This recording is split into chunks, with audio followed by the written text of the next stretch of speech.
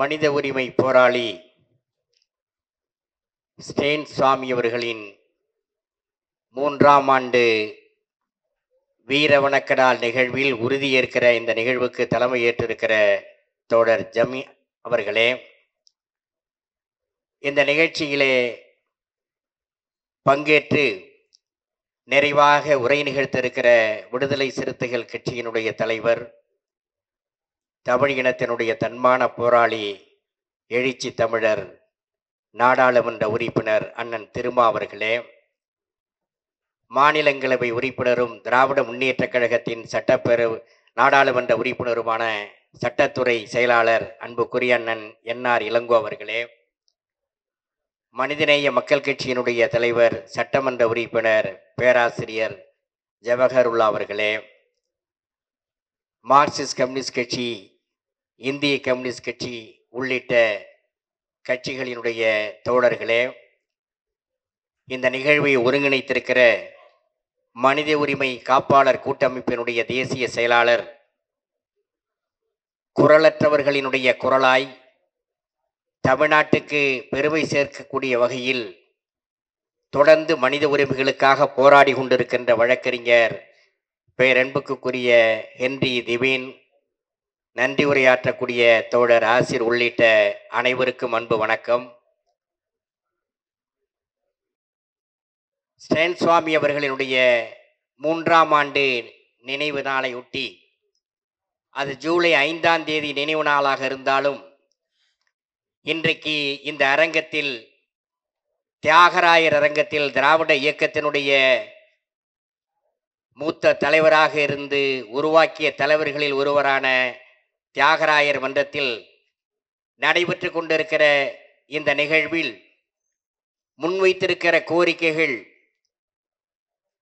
Uber சட்டத்தை ரத்து செய்ய வேண்டும், பீமா கோரேகான் வழக்கினை திரும்ப பெற வேண்டும், மனித உரிமை காப்பாளர்களுக்கான பாதுகாப்பு சட்டத்தை நிறைவேற்ற வேண்டும் ஆகிய 3 கோரிக்கைகளையும் மறுமலர்ச்சி திராவிட முன்னேற்ற கழகத்தின் சார்பில் வரவேற்பதோடு, இந்த கோரிக்கைகளை மாநிலங்களவை உறுப்பினரும் மறுமலர்ச்சி திராவிட முன்னேற்ற கழகத்தினுடைய பொதுச் செயலாளருமான திராவிட இயக்கத்தினுடைய போர்வால் எங்கள் லட்சிய தலைவர் வைகோ அவர்களுடைய கவனத்திற்கும், திருச்சி நாடாளுமன்றத்தினுடைய உறுப்பினராக வெற்றி பெற்று சென்றிருக்கக்கூடிய தோழர் துரை வைகோ அவர்களுடைய கவனத்திற்கும் எடுத்து சென்று இந்த கோரிக்கைகளுக்கு வலு சேர்க்கிற விதத்திலே மறுமலர்ச்சி திராவிட முன்னேற்ற கழகம் செயல்படும் என்பதை முதற்கண் இங்கே தெரிவித்துக் கொள்ளுகிறேன். காலத்தின் அருமைப்பாடு கருதி அடுத்து பேச இருக்கிற தலைவர்கள் பேச வேண்டும், நேரம் பாய்கொண்டிருக்கிறது. இருந்தாலும் கூட இந்த நிகழ்வில் ஸ்டேன் சுவாமி அவர்கள் பிறந்த மண் இந்த தமிழ்நாடு. அரியலூர் மாவட்டம் வரகனூரிலே பிறந்தவர். அவர் இயேசு சபையிலே சேர்ந்து பெங்களூரிலும் அதற்கு பிறகு ஜார்க்கண்ட் மாநிலத்திலும் பழங்குடி மக்களுக்காக, குரலற்றவர்களின் குரலாக, அவர்களுக்காக தன் வாழ்நாளையே அர்ப்பணித்தவர்.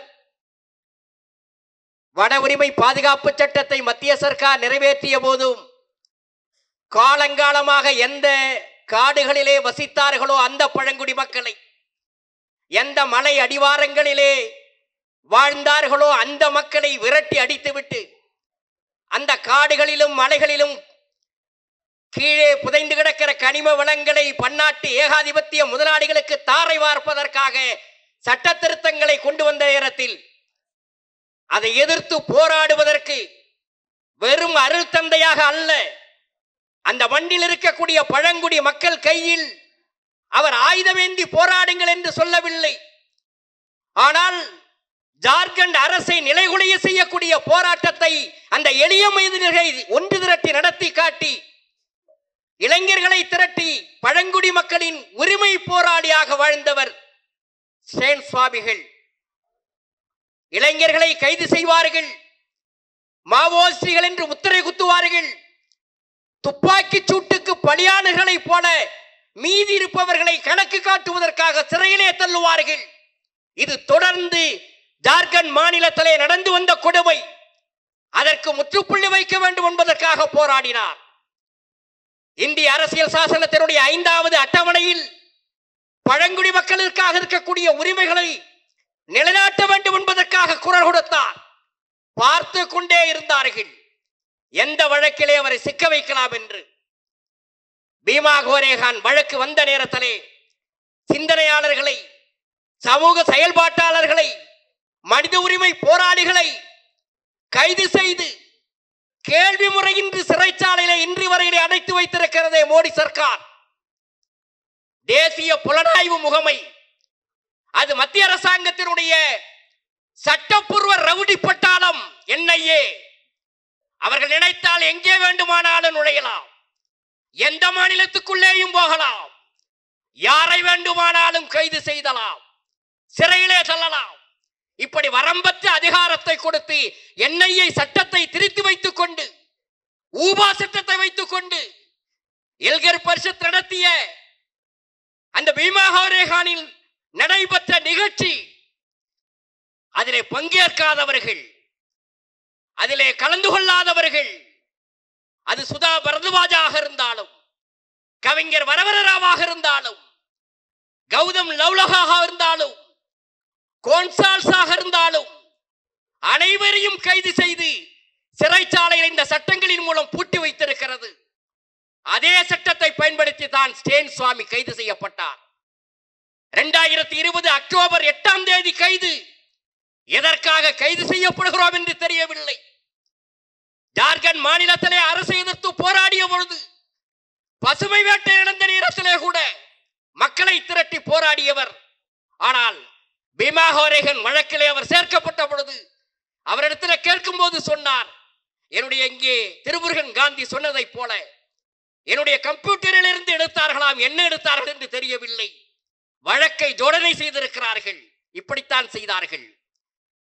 2018 ஜூன் முதல் வாரம் அங்கே அந்த பீமா கோரேகான் வழக்கில் முக்கியமாக 5 வழக்கறிஞர்கள், காட்லிங் உட்பவர்கள், தவாலே உள்ளிட்டவர்கள் கைது செய்யப்பட்ட போது ரோனா வில்சன் என்பவர் கைது செய்யப்பட்டார். அவருடைய வீட்டிலே ஆவணங்கள், பென்டிரைவ் கைப்பற்றப்பட்டதாக காவல்துறை சொன்னது. அதிலேதான் சொன்னார்கள், ராஜீவ் காந்தியை கொலை செய்ததை போல மோடியை கொலை செய்வதற்கு திட்டம் தீட்டி இருக்கிறார்கள், மாவோயிஸ்டுகளோடு தொடர்பு இருக்கிறது, அவருக்கு வந்திருக்கின்ற மின்னஞ்சல் கடிதங்களை நாங்கள் ஆய்வு செய்தோம் என்று காவல்துறை அதிகாரி சொன்னார். அதே போலத்தான் மாவோயிஸ்டுகளோடு தொடர்பு படுத்தி அவர்களோடு மின்னஞ்சல் தொடர்பு இருக்கிறது என்று சொல்லி அவர் பிரித்து பார்க்காத, படிக்காத மின்னஞ்சல்களை பயன்படுத்தி ஸ்டேன் சுவாமிக்கும் நக்சல்வாதிகளுக்கும் தொடர்பு இருக்கிறது என்று சொல்லி கைது செய்து 2020 அக்டோபர் 8ஆம் தேதி கைது செய்து சிறையிலே பூட்டினார்கள். அந்த நேரத்திலே கொரோனா நேரம். அவர் கேட்டார், நான் செத்து போவதை பற்றி கவலைப்படவில்லை, 83 வயது, ஆனால் எனக்கு ஏற்பட்டிருக்கிற கொரோனா தொற்று சிறையில் இருக்கக்கூடிய திரைவாசிகளுக்கு வந்துவிடக் கூடாது என்று மனிதாபிமானத்தோடு என்னோடு போகட்டும், அந்த கொடிய நோய் என்று சொல்லி பார்த்தார். கேட்கவில்லை. மிகிர் தேசாய் அவருடைய வழக்கறிஞர் மும்பையிலே பத்திரிகையாளர்களை கூட்டி வைத்து விட்டு சொன்னார், அவர் சிறை கஞ்சுகிறவர் அல்ல, ஆனால் என்னால் மற்றவர்களுக்கு உயிருக்கு ஆபத்து வரக்கூடாது என்பதற்காக சொன்னார். கேட்கவில்லை. பார்க்கின்சன்ஸ் நோய், நடுக்குவாத நோய், ஒரு டம்ளர் தண்ணீரை கூட எடுத்து கொடுக்க முடியாத அளவுக்கு நடுங்கிக் கொண்டிருந்தார். கேட்டார், சிப்பர் கேட்டார். அதற்கு NIA சொன்னது நீதிமன்றத்திலே 20 நாள் டைம் கொடுங்கள். எதற்கு? ஒரு கைது செய்யப்பட்டிருக்கிற ஒரு மனித உரிமை செயல்பாட்டாளர், வாழ்நாளையே இந்த மக்களுக்காக, பழங்குடி மக்களுக்காக அர்ப்பணித்தவர், அவர் சிறையிலே ஒரு டம்ளர் தண்ணீர் கொடுக்க முடியவில்லை. ஒரு ஸ்ட்ரா கொடுங்கள் என்று கேட்டதற்கு, அவர்களுக்கு ஒரு சிப்பர் கொடுங்கள் என்று கேட்டதற்கு NIA பதில் மனு போட்டது 20 நாட்கள் ஆகும். 20 நாள் கழித்து சொல்கிறோம் என்று. எவ்வளவு மனிதாபிமானமற்றவர்கள்! கௌதம் லவ்லகா போன்றவர்கள் காஷ்மீர் பிரச்சனைக்காக குரல் கொடுத்திருக்கலாம். வரவராராவ் ஒரு புதுமை கவிஞராக, புரட்சி கவிஞராக இருந்திருக்கலாம். எல்லோரும் இவர்கள் பார்வையில் நகர்ப்புற நக்சல்வாதிகள். இவர்களை எல்லாம் கைது செய்ததற்கு காரணம், இன்னமும் சிறையிலே வைத்திருப்பதற்கு காரணம், இந்தியா முழுவதும் ஒரு செய்திகளை அவர் சொல்கிறார்கள். மோடி அரசு சொல்கிறது, இந்த NIA பயன்படுத்தி எங்களை எதிர்த்து யார் பேசினாலும் சரி, இது போன்ற வேலைகளை செய்வோம். இஸ்ரேலிலிருந்து பெறப்பட்ட பெகாசஸ் அந்த ஸ்பைவேரை பயன்படுத்தி, அந்த உளவு செயலியை பயன்படுத்தி இவ்வளவு வேலையும் செய்து கைது செய்து சிறையிலே வைத்திருக்கிறார்களே, இது ஜனநாயக நாடுதானா? ஆட்சி கட்சியிலிருந்து அகற்றப்பட வேண்டும் என்று இந்தியா முழுவதும் இருக்கக்கூடியவர்கள் போராடினோம். ஆனால் முழு வெற்றி கிடைக்கவில்லை. வெறும் நாடாளுமன்ற தேர்தலோடு முடிந்துவிடவில்லை. இந்த கூட்டம் ஜெர்மானி ஹிட்லரை விட மோசமான கூட்டம், முசோலினியை விட, இத்தாலி முசோலினி கூட்டத்தை விட படுபயங்கரமான பயங்கரவாதிகள். மறந்துவிடக் கூடாது. RSS வரலாறு அதுதான். எனவே தோழர்களே, நாடாளுமன்ற தேர்தல் வெற்றியோடு இந்த நாட்டினுடைய நிலைமை முடியவில்லை.